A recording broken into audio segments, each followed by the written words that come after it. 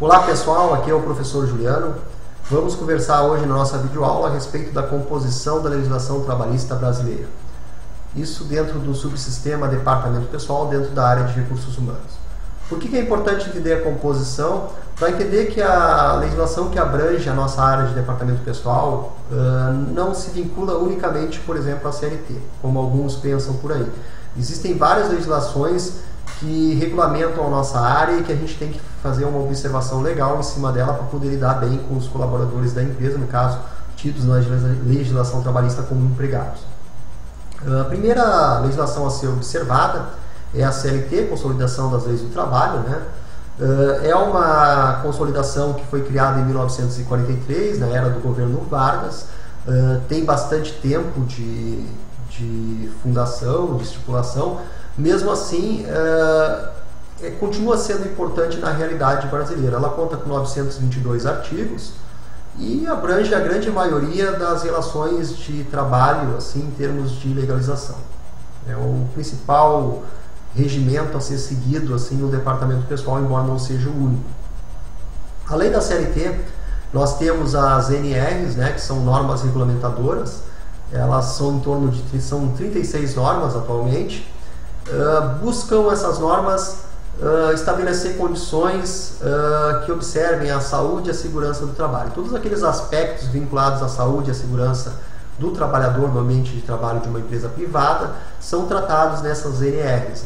Elas são cumprimento da CLT. A CLT garante isso através do artigo 200, que permite que o Ministério do Trabalho expeça ordens de serviço, no caso, assim, normas para serem cumpridas pelas empresas de modo a complementar a CLT, desde que voltadas a esses casos aí da segurança e saúde do trabalho. É claro que o Ministério do Trabalho tem autonomia também com outros itens voltados à CLT, não só nesse ponto, mas o que o artigo 200 traz ali é essa relação. Outra questão que nós temos é a Constituição Federal do Brasil, o último está em vigor desde 1988. Na Constituição Federal, que é a lei máxima do país, também constam direitos trabalhistas lá, como por exemplo a multa do Fundo de Garantia. A multa do Fundo de Garantia não consta, por exemplo, na CLT, sim na Constituição Federal, né? Outra questão importante também a questão do regulamento das profissões. Quem for trabalhar com profissão regulamentada, no caso, quem for trabalhar no departamento pessoal de hospitais e outros segmentos que normalmente integram e contratam trabalhadores de profissões regulamentadas, tem que ter esse cuidado. O que são profissões regulamentadas? São profissões que têm uma legislação por trás, existe uma lei que trata dessas profissões que tem que ser seguida. Por exemplo, é o caso dos médicos, né? Os médicos têm uma lei própria que trata também da profissão deles e que o profissional de departamento pessoal que atuar no hospital, por exemplo, tem que ter domínio sobre essas questões. Os profissionais de profissões regulamentadas normalmente são profissionais com nível superior ou técnico e têm questões de trabalho bem específicas. Temos também os casos das categorias diferenciadas, né, que é um cuidado a se tomar.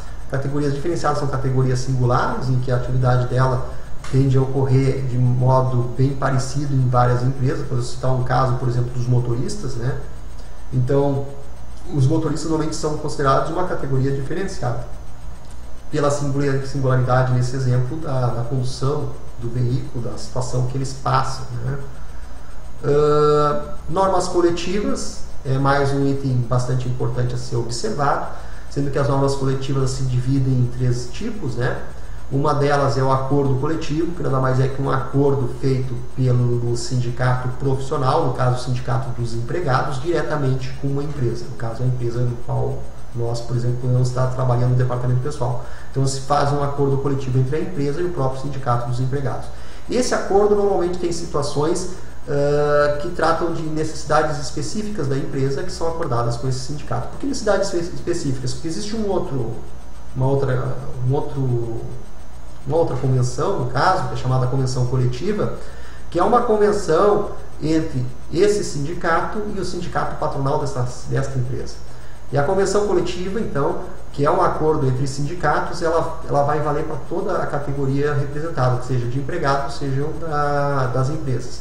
Isso é uma convenção coletiva. E o acordo coletivo que eu mencionei posteriormente, ele é um acordo que visa complementar a convenção coletiva em alguma questão específica da empresa. Tá? De qualquer forma, a convenção coletiva sempre tende a ocorrer e o acordo coletivo em alguns casos. As cláusulas mais benéficas da convenção sempre vão prevalecer sobre as do acordo. Outro item que nós também temos dentro dessa esfera das normas coletivas, né, é a questão do dissídio coletivo, que muitas pessoas confundem, acham que o sinônimo de acordo e de convenção coletiva é a mesma coisa que dissídio. Não, dissídio, o nome está dizendo, vem de uma divergência. Dissídio coletivo é quando a empresa, no caso, não propõe, não consegue chegar num acordo com o sindicato e vice-versa, e que também não haja, dentro da negociação entre os sindicatos patronais e sindicatos dos empregados, os chamados sindicatos profissionais, uma convenção.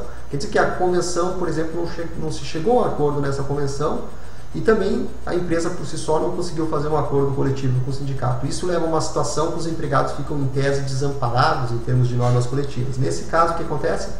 O sindicato, normalmente dos empregados, ingressa com processo judicial na Justiça do Trabalho. E aí, esse processo judicial é contemplado na forma de dissídio coletivo, onde a Justiça vai fazer um julgamento e vai estipular um dissídio coletivo para vigorar para essas categorias. Nesse caso, então, não vai ter convenção nem acordo, vai ter um dissídio coletivo. Por último, também é importante a gente falar da legislação previdenciária e da legislação do imposto de renda, que também afetam a nossa área. A legislação previdenciária, no caso dos recolhimentos de INSS dos empregados, no caso segurados, né, e também da parte da empresa, assim como a questão do salário família, e também de algumas obrigações acessórias que nós temos que fazer como profissionais de departamento pessoal dentro da empresa.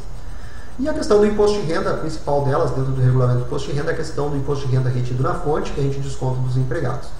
Bom, existe também a legislação esparsa, que eu falei para vocês lá no começo da aula, que é a legislação complementar, né, que a gente discutiu. Esses são os principais itens que compõem a legislação trabalhista brasileira. Existem outros também. Existem súmulas, orientações jurisprudenciais, entre outras questões que também abordam esse contexto. Eu julgo como principais essas, não deixando as súmulas de lado, acho as súmulas muito importantes. E até vou acrescentar esse item. O que são súmulas? Súmulas são decisões reiteradas do Tribunal Superior do Trabalho quanto a processos que chegam até lá, e eles criam uma uniformidade de entendimento e viram uma súmula lá no Tribunal Superior do Trabalho. E acaba virando uma lei também. Pessoal, por hoje é isso. Eu agradeço a participação de vocês. Espero que tenham gostado da nossa videoaula.